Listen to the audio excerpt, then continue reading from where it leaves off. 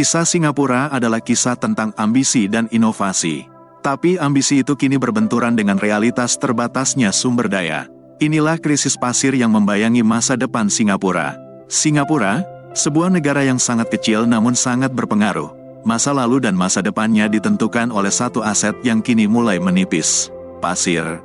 Sumber daya inilah yang nilainya melebihi segalanya, yang telah membangun dan memperluas wilayah Singapura. Namun, kini pasir tersebut seakan menghilang, seperti butiran dalam jam pasir, dan negara ini tengah berjuang menghadapi kesulitan yang semakin besar untuk mendapatkannya. Untuk memahami mengapa hal ini terjadi, kita perlu menelusuri bagaimana negara kota ini secara harfiah dibangun dari laut. Sejak meraih kemerdekaan dari Inggris pada tahun 1960-an, luas wilayah Singapura telah bertambah hampir 25%. Semua ini berkat reklamasi daratan. Awalnya, sebagian besar lahan ini merupakan bagian dari lautan atau rawa-rawa yang sulit dimanfaatkan. Sebagian besar negara kota kecil ini secara harfiah dibangun dengan mengeruk material dari dasar laut. Singapura sendiri membentang di lebih dari 60 pulau dengan berbagai ukuran. Pulau-pulau di Singapura berada dalam iklim hutan hujan tropis, meskipun sulit untuk mengetahuinya hanya dengan melihat rekaman ini. Hampir 95% daratan Singapura telah mengalami urbanisasi. Beberapa bagian hutan alami yang tersisa semuanya merupakan bagian dari Taman Nasional. Dapat dimengerti mengapa Singapura mengalami begitu banyak urbanisasi dalam beberapa dekade terakhir.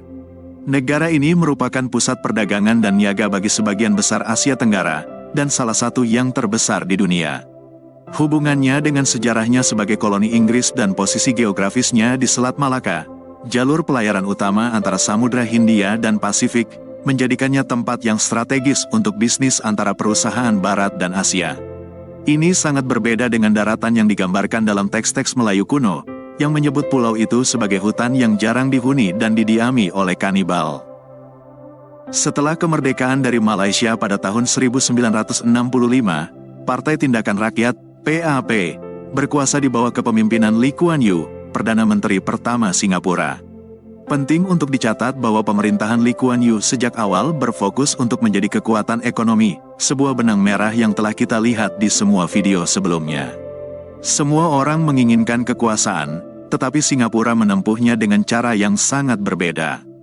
PAP, terutama di awal, memberikan penekanan besar pada ekspansi ekonomi, meskipun penekanan yang signifikan juga diberikan pada penyediaan dukungan sosial untuk menjaga agar angkatan kerja tetap bahagia dan sehat. Sebagian besar, perdagangan telah menjadikan Singapura pelabuhan terbesar di Asia Tenggara. Barang dagangan senilai miliaran dolar melewati Singapura antara kemerdekaan pada tahun 1965 dan akhir tahun 80-an. Pelabuhan Singapura menjadi salah satu pusat berbasis laut tersibuk di dunia. Mungkin secara unik, pada tahun 2020, lebih dari 81% warga Singapura tinggal di perumahan bersubsidi. Di banyak negara barat, istilah itu mungkin mengingatkan pada flat kecil yang kumuh dan nyaris tidak dipelihara oleh pemerintah, tetapi tidak demikian halnya di Singapura. Perumahan bersubsidi adalah hal yang normal. Bangunan-bangunan ini, yang dikembangkan oleh Badan Perumahan dan Pembangunan Pemerintah, seringkali terawat dengan baik dan rata-rata berukuran 3 kamar tidur.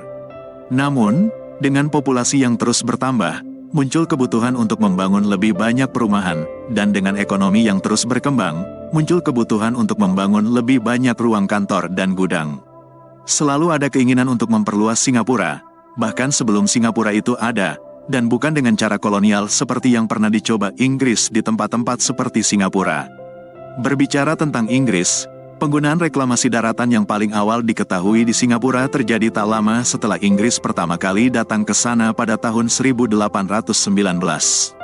Letnan Gubernur Inggris, Stamford Raffles, pada tahun 1822 memutuskan untuk mendirikan distrik komersial kolonial baru di tepi selatan Sungai Singapura. Namun, ada satu masalah kecil, daerah itu berawa dan rawan banjir. Untuk benar-benar membangun daerah itu, Raffles memerintahkan tim pekerja Tionghoa, Melayu, dan India untuk membongkar bukit di dekatnya dan menggunakan batu dan tanah untuk membangun lahan rawa. Seluruh proses memakan waktu kurang dari 4 bulan, dan daerah itu segera dibagi menjadi beberapa bagian dan dijual kepada investor. Saat ini, daerah ini berfungsi sebagai distrik keuangan Singapura, dan bekas lokasi bukit terletak di pusatnya, sekarang dikenal sebagai Raffles Place. Reklamasi daratan tidak akan menjadi luas sampai pertengahan abad ke-20 karena kebutuhan akan lebih banyak ruang untuk jalan, kereta api, dan pangkalan militer. Setelah meraih kemerdekaan, reklamasi berjalan dengan kecepatan penuh, dan mereka terus membangun dan membangun. Setelah keberhasilan reklamasi daratan besar pertama yang diselenggarakan oleh pemerintah PAP, sebuah proyek yang didasarkan pada perluasan distrik komersial pusat pada pertengahan tahun 1960-an, jumlah proyek berbasis reklamasi daratan di Singapura meroket. Sekarang, ada dua cara utama di mana reklamasi daratan biasanya dilakukan. Yang pertama adalah melalui metode polder dan tanggul. Dalam metode ini, tanggul adalah penghalang yang menahan air. Pada dasarnya adalah bendungan yang dibuat dari bahan-bahan tanah seperti pasir atau kotoran. Setelah tanggul dibangun, tanah direklamasi dengan memompa air keluar. Yang paling terkenal, ini adalah metode yang digunakan untuk reklamasi daratan di Belanda dan telah digunakan secara luas di sana sejak sekitar abad ke-11. Singapura telah menggunakan metode polder dan tanggul, tetapi baru-baru ini, dan itu pun sebagian karena tekanan dari negara lain. Sepanjang sejarahnya, Singapura menggunakan apa yang disebut pemindahan tanah kering, yaitu dengan secara harfiah membuang material hingga menumpuk dan menciptakan daratan baru. Metode ini terkenal digunakan untuk menciptakan Kepulauan Palma di Dubai, yang dikenal karena penampilannya yang mencolok dan juga karena tenggelam dengan kecepatan yang mengkhawatirkan. Proyek reklamasi Singapura sebagian besar terdiri dari perluasan garis pantai mereka atau menghubungkan pulau-pulau kecil di dekatnya menjadi daratan yang lebih besar dan lebih layak huni. Namun, hal ini bukannya tanpa masalah. Proyek reklamasi tanah kering Singapura membutuhkan sangat banyak pasir. Untuk stabilitas maksimum, mereka membutuhkan pasir sungai dan pasir pantai, dan dalam jumlah yang sangat besar. Pada tahun 2018, lebih dari 64 juta ton pasir diimpor oleh Singapura hanya dari negara tetangga Malaysia. Jumlah itu kira-kira setara dengan berat 290 kapal pesiar. Dan perlu diingat bahwa itu hanyalah impor dari satu negara dalam satu tahun. Belum lagi bertonton pasir lainnya yang diimpor selama bertahun-tahun dari negara-negara seperti Kamboja, Indonesia, dan Vietnam. Dampak dari proyek reklamasi ini sangat dramatis. Luas Singapura telah bertambah dari kurang dari 580 km persegi pada tahun 1959 menjadi 718 km persegi pada tahun 2020. Dan mereka tampaknya tidak akan berhenti dalam waktu dekat. Selama beberapa dekade terakhir, negara pulau kecil ini secara rutin menjadi salah satu importir pasir terbesar di dunia, dan khususnya dalam beberapa tahun terakhir, proyek reklamasi Singapura telah mendapat sorotan. Saya pertama kali mendengar banyak tentang potensi masalah yang menyertai reklamasi daratan setelah selesainya Marina Bay Sands pada tahun 2011.